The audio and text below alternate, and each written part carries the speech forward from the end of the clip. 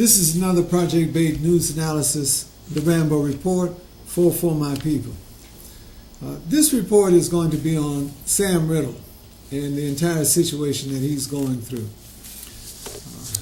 Just to start it off, Sam in the old days, in the 70s, was a guest on For My People. I knew Sam when he was a loud agitator back then, and he's still a loud agitator.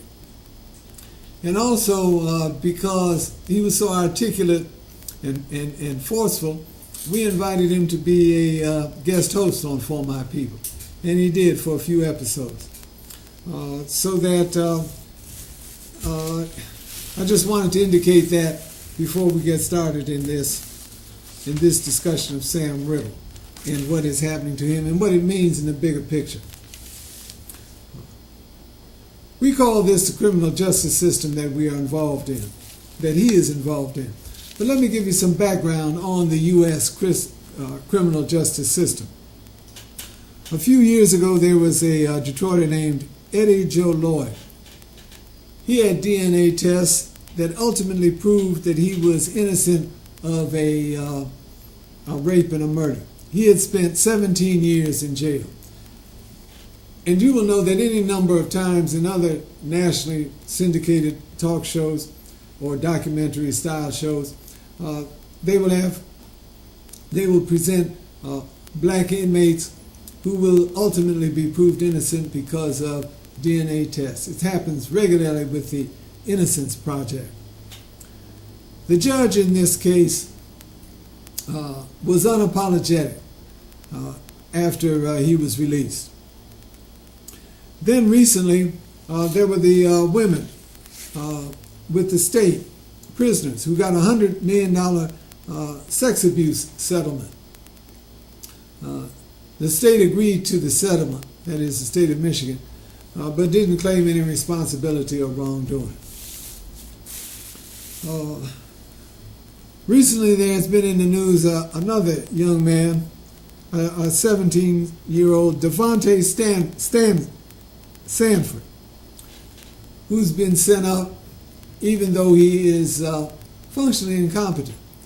He was interrogated by the police on end and finally signed a confession he couldn't even read. Recently, a reputed hitman confessed to the murder that Sanford is alleged to have done and been convicted on.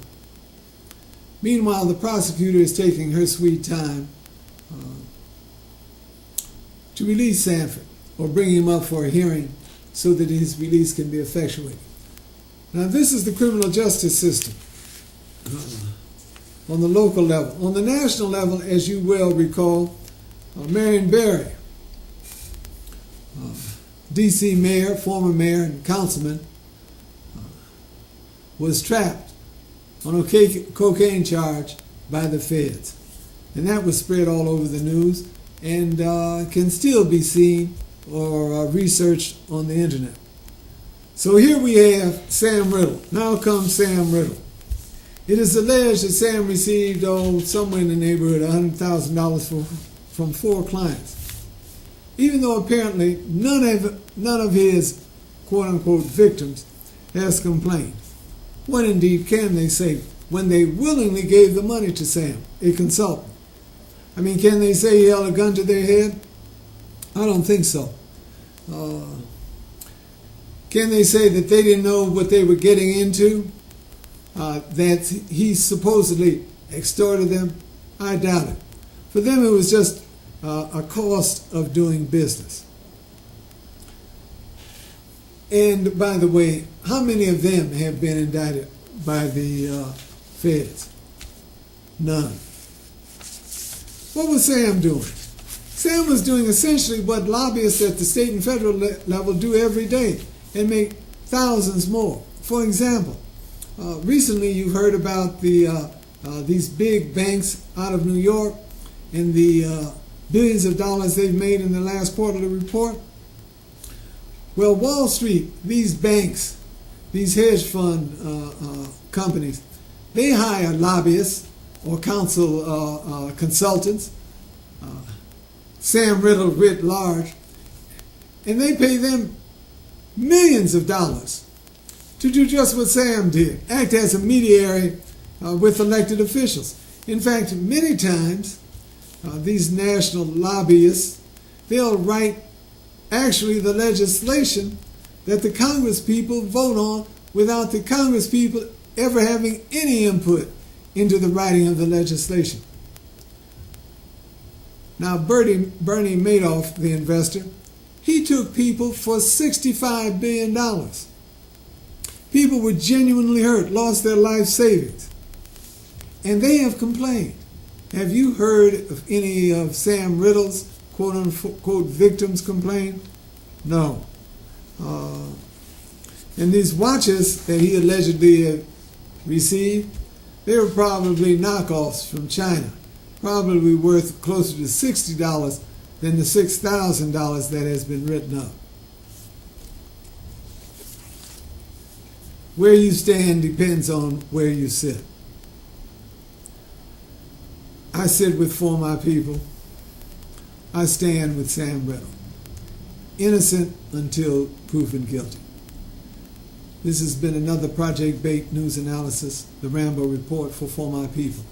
If you want more information about Project Bait, access our website, projectbait.blackgold.net. You can also view our programs, segments of our programs on YouTube. Put Project Bait DET in the search box. Funding for closed captioning is provided by the Rice Bowl, Fresh Asian Cooking, located in the Millender Center in downtown Detroit, on West Grand Boulevard in the New Center area, and in the College Park Shopping Center, located on Southfield Road at Outer Drive. For more information, contact us at 313-963-3200. When I'm riding the D-Dot buses or going through the halls of the Detroit Public Library, people frequently walk up to me and give me their feedback about For My People. But if you don't see me or some of our other hosts on the streets, you can still send us your feedback.